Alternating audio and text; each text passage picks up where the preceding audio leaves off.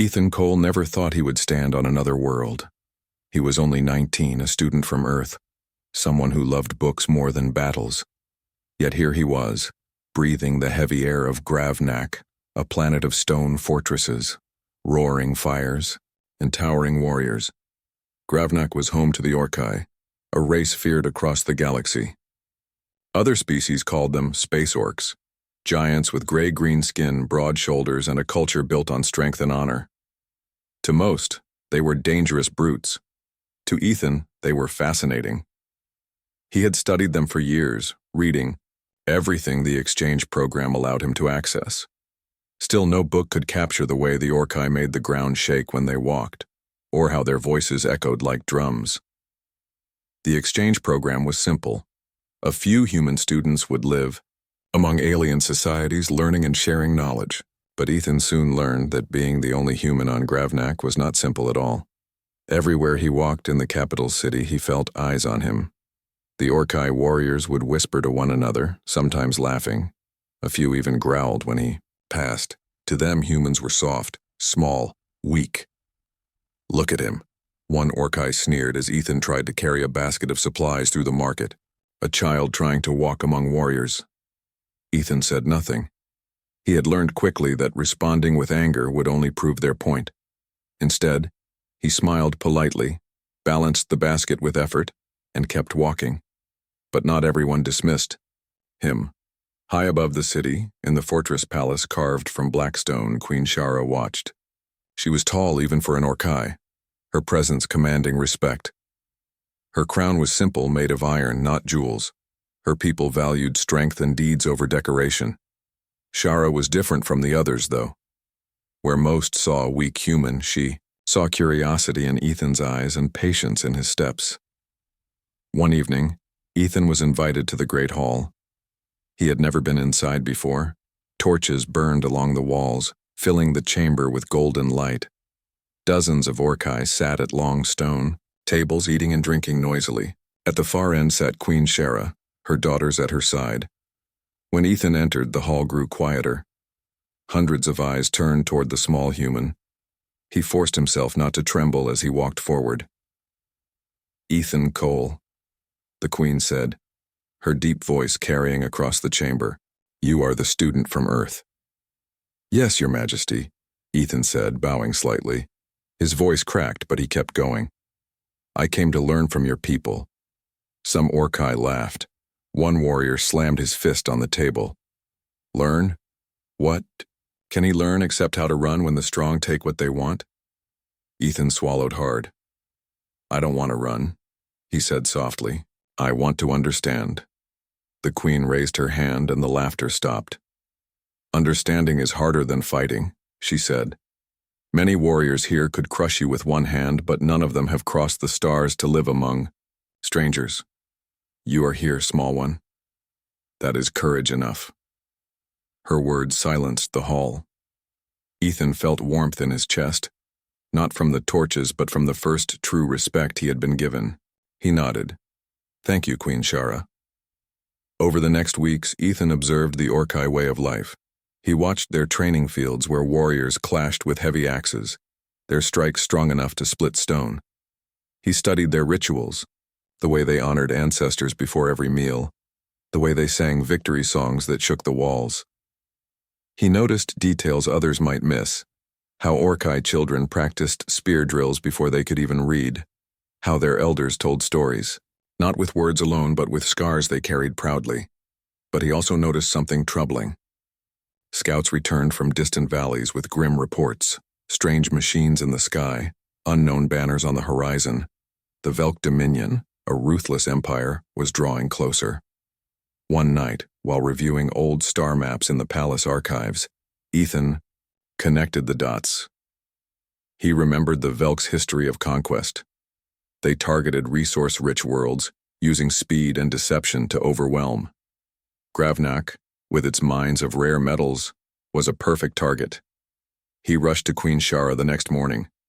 The throne room was nearly empty, only a few guards standing by. "Your Majesty," he said urgently, "the Velk are moving toward Gravnak. They will attack soon." The Queen listened in silence, her golden eyes narrowing. Our warriors will meet them, she said. We have faced invaders before. Ethan shook his head. Not like this. The Velk don't fight fairly. They use traps, sabotage, and machines to weaken their enemies before the real battle even begins. If you meet them head-on, you will lose. The guards laughed. Lose? Against cowards? Impossible. But Queen Shara did not laugh. She studied Ethan, her expression unreadable. How do you know this, human? I've studied them, Ethan replied. I've read their battles. On Earth we have faced enemies who seemed stronger, but we learned to fight in new ways. If you let me help, I can show you. The queen rose from her throne. She was taller than Ethan by nearly 3 heads, her shadow falling across him. For a long moment she said nothing. Then she nodded slowly. You are small, she said. But sometimes small things hide sharp edges. I will hear your ideas. Ethan felt his heart race. This was the moment he had waited for. For the first time since arriving on Gravnak, someone truly listened. Outside, the drums of the Orcs beat through the night, unaware of the storm that was coming. And Ethan Cole, the human student, knew his life among the stars was about to change, forever. The sun had barely risen over Gravnak's jagged mountains when Ethan Cole returned to the palace archives. The air smelled of stone and smoke, and the quiet hum of early morning activity made the vast hall feel almost peaceful. But Ethan's mind was far from calm. The Velk Dominion was moving. He had studied their tactics for weeks in the archives, tracing their movements from distant planets. They were clever, patient, and merciless. If Gravnak was caught unprepared, the outcome could be catastrophic. He spread out the star charts on the floor. Lines and dots marked fleets, patrols, and supply routes. He ran his fingers over the glowing maps. If they attack from the north, he muttered to himself, they'll hit the western mining cities first. That's where Gravnak is most vulnerable. Footsteps echoed behind him. It was Lyra, one of the queen's daughters. She towered over Ethan, her armor polished to a dull gray shine. Her braided hair swung behind her as she approached. Studying again, human? She said, her voice carrying a mixture of curiosity and challenge. Yes, Ethan replied without looking up. And I think I've found something important. The Velk don't fight like the Orcs. They use deception, sabotage, and machines that can strike before anyone even sees them. Lyra raised an eyebrow. Machines, she said, almost laughing. We have warriors who could crush a fleet with their bare hands. Why worry about machines? Ethan looked at her, trying not to sound frustrated. Because machines can destroy without warning. They don't tire, they don't fear. And Gravnak's warriors fight honorably. They follow rules. The Velk don't. Lyra studied him, then gave a short nod. The queen should hear this. Come, with me. They made their way through the palace corridors, passing guards who gave Ethan curious glances. Many of the warriors still doubted him. A human surviving in Gravnak talking strategy with the royal family? It sounded impossible. When they reached Queen Shara's private council chamber, the doors swung open to reveal the queen herself. She stood by a large window overlooking the northern mountains. Her daughters flanked her, eyes sharp and alert. Your Majesty, Lyra said, Ethan has urgent news. The queen turned her golden gaze toward him. Speak, she commanded. Ethan swallowed hard and began. The Velk Dominion is coming. Their fleets are moving quietly through the outer sectors. They will not attack openly. They will strike at weak points first, sabotaging our defenses before the Orcs can respond. Queen Shara's eyes narrowed. Are you certain? Yes, Ethan said. I've studied their past battles. This is their usual strategy. If we meet them head-on without preparation, Gravnak will lose. The queen considered this for a long moment. And you think you can help us prepare? Ethan nodded. Yes. I may be small and weak, but I've studied Earth's history. We've faced enemies stronger than us before. We learned to fight smart, not just strong. I can teach your warriors new strategies, ways to defend the cities before the Velk arrive. Silence filled the room. The queen's daughters exchanged glances. Lyra's expression was cautious but intrigued. "And what do your Orci think of this human advice?" Queen Shara asked. Ethan hesitated. "Some laugh. They say I am weak, that humans are fragile, but others are listening. I just need a chance." The Queen turned back to the window, watching the distant mountains bathed in sunlight. "Strength is not only in the arm, small one," she said. "It is also in the mind." "Very well, Ethan Cole. You shall advise us. But remember, Gravnak's warriors will not bend easily to new ways." Ethan felt a surge of hope. This was more than he had imagined. He was not just a student here. He was a teacher, a guide, maybe even a key to Gravnak's survival. Over the next few days, Ethan worked tirelessly. He watched the warriors train and took careful notes. He noticed patterns in their movements, strengths they relied on too heavily, weaknesses they ignored. Then he began introducing small changes, adjustments in formations, clever use of terrain, ways to use the environment as a weapon. Some warriors scowled at his suggestions. "Why should a human teach us battle?" one growled. "We are Orci. We know war better than any Urti." The morning sky over Gravnak was painted in streaks of red and gold, but the beauty of the sunrise could not hide the tension gripping the planet. Scouts had returned with grim news. The Velk Dominion's fleets were close.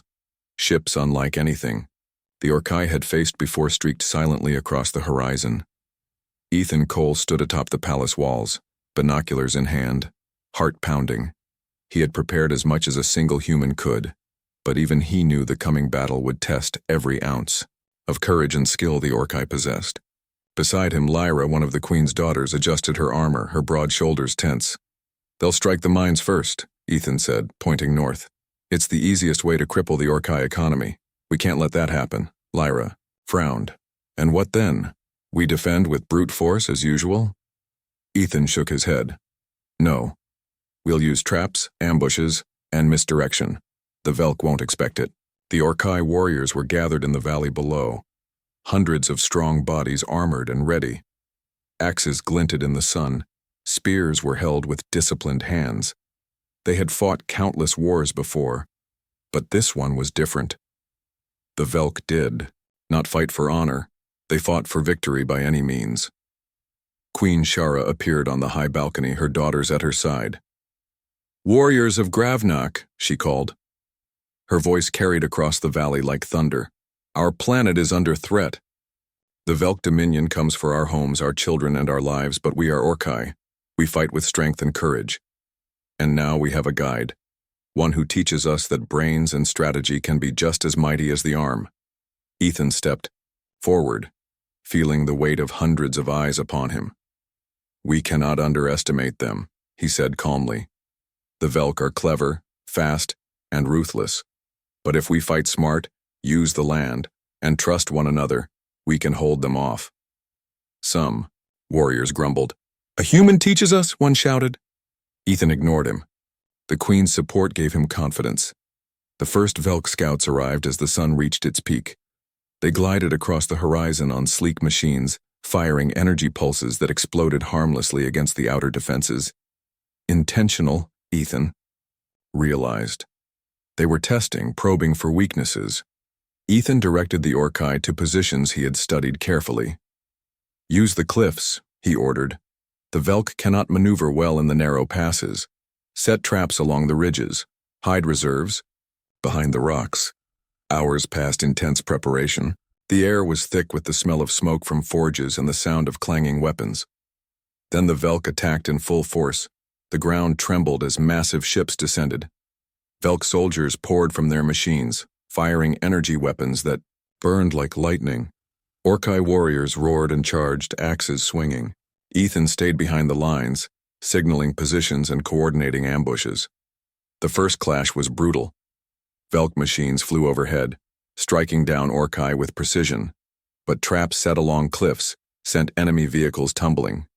Hidden archers picked off Velk soldiers, and ambushes from the high ridges caused chaos in the invaders' ranks. Ethan ran from point to point, directing warriors, pointing out openings and shouting instructions. Though small compared to the giants around him, his voice carried authority because it was backed by knowledge. Orcs fighters began to notice that his strategies were working. Lyra fought at the front lines, axes swinging, her every movement precise. She glanced at Ethan once and nodded, a silent acknowledgement that his ideas were saving lives. By mid-afternoon, the tide began to turn. Velk forces were confused, unable to predict the Orcs' counterattacks. Ethan directed small teams to flank enemy positions while larger Orcs units engaged directly, drawing attention. Every move was carefully planned, combining Orcs' strength with human cunning. Still, the Velk were relentless. A large squadron of flying machines broke through one of the outer defenses, heading straight for the palace. Ethan and Lyra raced to the city walls. "Block the northern pass," Ethan shouted. Warriors rushed into position, creating barriers and traps in seconds. The Velk ships were slowed, giving the defenders time to strike. Despite their bravery, the Orcs suffered losses. Several warriors fell, their screams echoing across the battlefield. Ethan's heart ached with every loss, but he could not stop. Strategy required focus, and the Velk would not wait for grief. As night fell, fires burned across the valley. Smoke rose like dark clouds against the starlit sky. The Velk forces, battered and confused, began to retreat in small groups. Ethan and the Orcs had held the lines, but it was clear the battle was far from over. Queen Shara stood on the balcony, surveying the battlefield. Her eyes softened slightly as she turned to Ethan. "You have done well, small one," she said. "You have shown that strength alone does not win wars. You have earned the respect of my warriors." Ethan shook his head. "I only gave ideas. The Orcs did all the fighting. Without their courage, none of this would have worked." Lyra came to his side, resting a hand on his shoulder. "Ideas or not," she said, "you saved lives today. That counts for something." The human student looked around at the valley, at the Orcs tending the wounded and rebuilding barricades. He realized that being small in body did not matter. Even the cleverest plan needed brave hands to make it real. Together, humans and Orcs had pushed back the Velk, at least for now. But Ethan knew the fight was not over. The Velk would return, smarter and stronger. Gravnak would need more than brute force. It would need every ounce of courage, every clever idea, and every alliance the Queen could forge. As he looked up at the stars, Ethan felt a strange sense of belonging. He was no longer just a human among giants, he was part of Gravnak's defense, part of its future, and he knew that when the Velk returned, he would be ready to stand with the Orcs once more. The fires of the valley crackled through the night, a reminder of both destruction and survival. The siege of fire had begun, and Gravnak had survived its first test. But the shadow of the Velk loomed ever larger, and the next battle would demand even more from the small human with the sharp mind and the giants who had begun to trust him. Ethan clenched his fists, determination burning in his chest. This was only the beginning. The Velk Dominion had not forgotten their defeat in the valley. Days after the Siege of Fire, Gravnak's skies darkened once more. Their ships appeared in greater numbers, larger and deadlier than before. The air crackled with tension as the Orcs prepared for the worst. Ethan Cole stood on the palace balcony, looking out over the northern plains. His hands were steady, but his mind raced. He had spent hours analyzing the Velk's previous attacks. One thing was clear. This time, the invaders would strike with overwhelming force. There would be no easy victory. "Ethan," Lyra said, joining him. Her armor bore scratches from the last battle, her expression determined. "Are you ready for what comes next?" "I have a plan," Ethan replied, "but it will be risky. Too many variables could go wrong." Lyra placed a hand on his shoulder. "We trust you. We have to. Gravnak's survival depends on it." That night, the Velk attacked. Thousands of soldiers poured out of ships, firing energy weapons and sending shockwaves across the plains. Massive war machines rolled forward, crushing anything in their path. Gravnak's warriors met them head-on, their axes and spears striking with the power of centuries of training. Yet the Velk's strategy was relentless. Ethan moved through the battlefield, coordinating ambushes and guiding squads through hidden paths he had discovered in his studies of the terrain. "Divide their forces," he shouted to a group of Orci, archers. "Hit the flanks and retreat before they can counterattack." The Orci followed his orders. Though skeptical at first, they began to see that his methods were effective. The human might be small, but his ideas were changing the course of battle. Then the Velk unveiled their deadliest weapon yet, a massive energy cannon, capable of leveling the Orci capital. Its beam lit the sky and carved deep craters in the Fadiwine ground. Panic spread among the warriors as the cannon began its slow, deliberate aim. Ethan's heart pounded. This was the moment he had feared. If the weapon fired, the palace would be destroyed, along with thousands of lives. He raced to the Queen's command center, his mind working faster than ever. "We can't face it directly," he shouted to the gathered warriors. "We have to get inside their lines and destroy it before it fires." Lyra grabbed his arm. "Do you really expect a human to lead a strike into the enemy's strongest defenses?" "I don't expect it," Ethan said, determination burning in his eyes. "But I'll lead the team. Others can support from behind." A strike team was assembled. The bravest Orci warriors who trusted Ethan's strategies, armed with their axes, spears, and courage. Together they ran through smoke and chaos, dodging energy blasts and avoiding the Velk's patrolling forces. Ethan's mind raced, directing them step by step. "Split into 2 groups at the canyon," he shouted. "One team takes the left flank, the other distracts their guards. Move fast, every second counts." The Orci followed without hesitation. They moved like shadows, silent but deadly. Ethan felt the weight of responsibility pressing on him, but he did not falter. He had a plan, and the lives of Gravnak depended on it. They reached the energy cannon, heavily guarded by Velk soldiers. Ethan signaled the Orci to create a diversion. Explosions rocked the ground as the first group attacked, drawing the enemy's attention. Then Ethan and his team slipped inside the complex. Inside the hot and filled with the hum of energy machines. The battlefield had quieted. Gravnak's warriors were exhausted but alive, their spirits lifted by the small human who had guided them to victory. Fires still burned in the distance, casting flickering light across the mountains, but the immediate threat of the Velk had been pushed back, for now. Ethan Cole walked through the valley, helping Orci tend to the wounded and repair damaged defenses. Though still small compared to the towering warriors around him, he moved with confidence now. Each step reminded him that his ideas had worked, that humans could contribute in ways even the strongest Orci had never imagined. Lyra approached him, her armor scratched and dented from battle. "Ethan," she said, her voice soft but serious, "the Queen wishes to speak with you. She asked that you come immediately." Ethan nodded. His heart quickened. He had fought alongside warriors he once thought unbeatable, survived traps and energy blasts, and helped defeat an empire. And now the Queen wanted to speak to him privately. What could she possibly want? The Queen's chamber was quiet and solemn, the walls lined with tapestries depicting Gravnak's history of warriors and rulers. Queen Shara sat upon her throne, tall and commanding, though her eyes held a warmth Ethan had never seen before. Her daughter stood at her side, silent and attentive.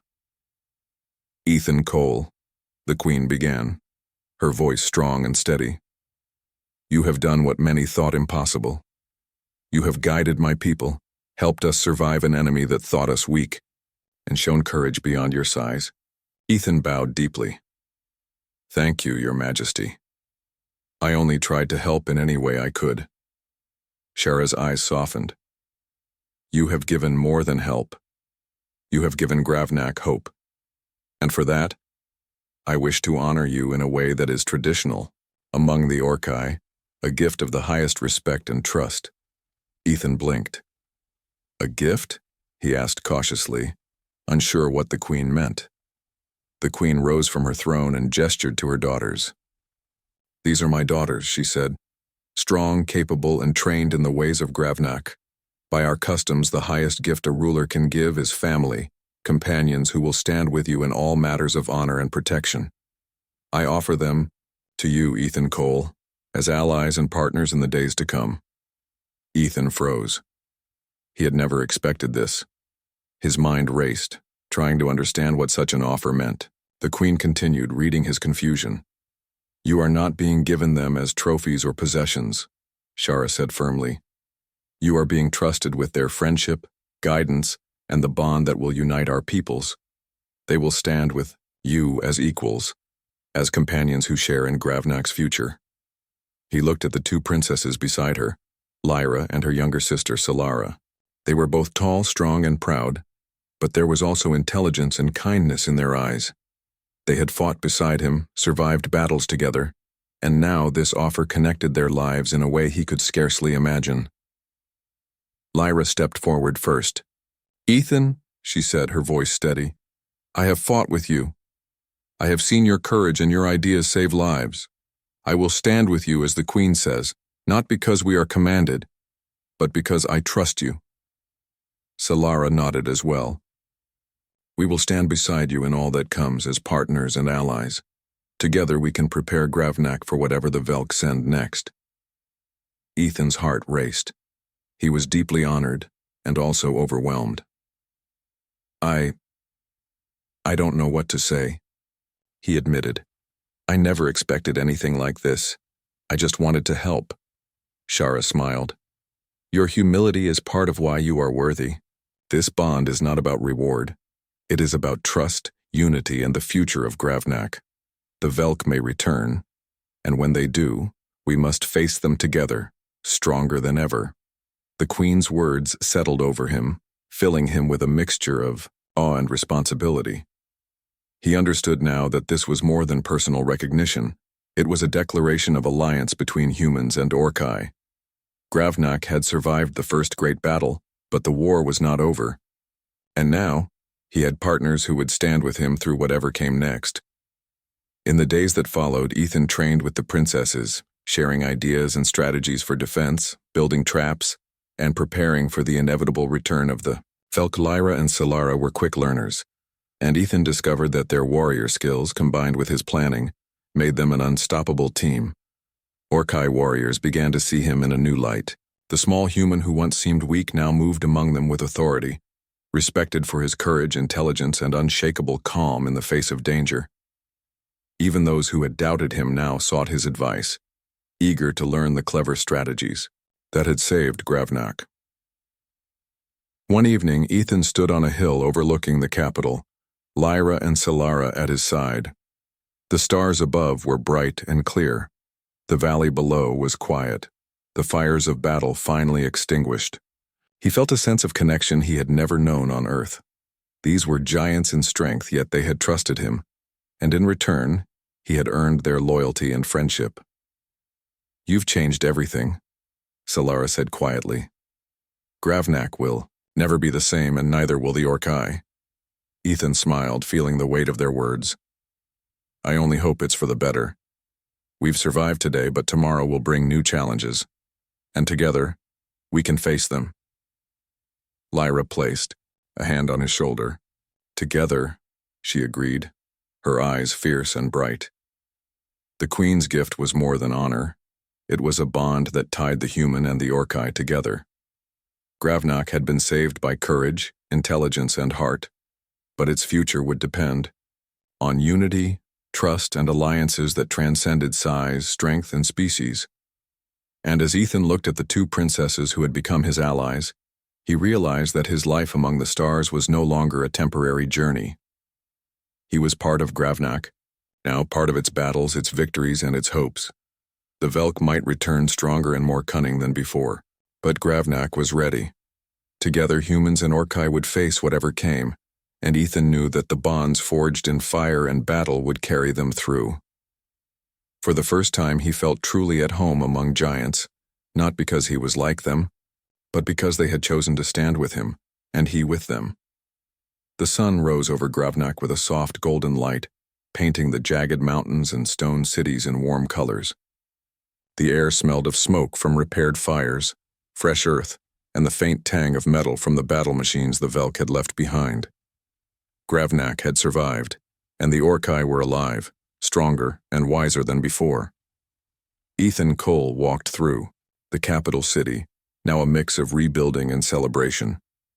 The streets were filled with Orcs warriors, citizens, and families tending to repairs, sharing meals, and telling stories of the battle.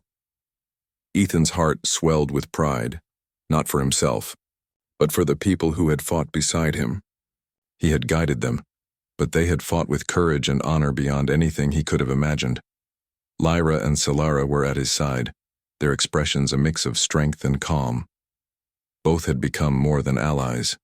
They were friends, partners, and a connection to Gravnak's heart. The Queen's gift had created a bond stronger than any title or reward, one built on trust, courage, and mutual respect. "Ethan," Lyra said, looking out at the city, "do you realize what you've done? You came here as a student, and now you've helped save Gravnak." "I didn't do it alone," Ethan replied. "Your warriors, the Queen, all of you made this possible. I only gave ideas." Solara smiled. "And your ideas worked. That is more than enough." Queen Shara approached them, her presence commanding yet gentle. "Ethan Cole," she said, her golden eyes warm. "Gravnak owes you more than we can ever express. You have brought hope to our people, shown us that even the smallest among us can change the course of history. Your courage and wisdom are now a part of Gravnak's legacy." Ethan bowed, humbled. "I am honored, Your Majesty. I only hope I can continue to help."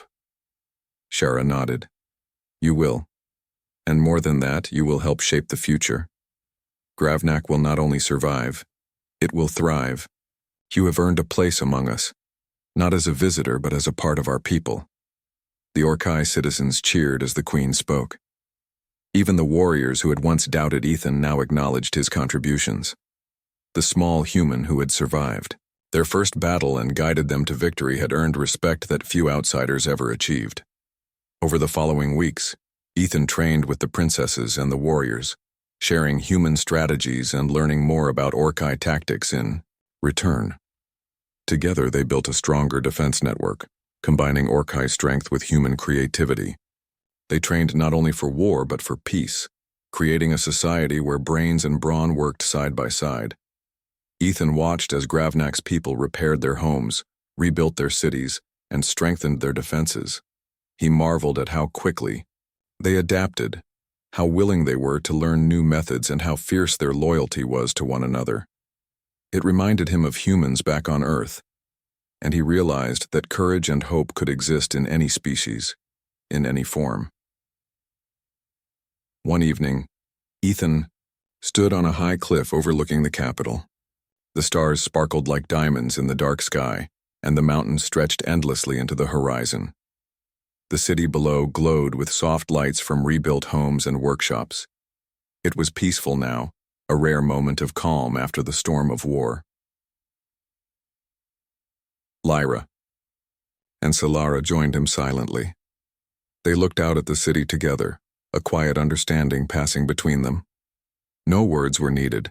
The bond they had formed in battle, in strategy sessions, and in shared struggles spoke louder than anything.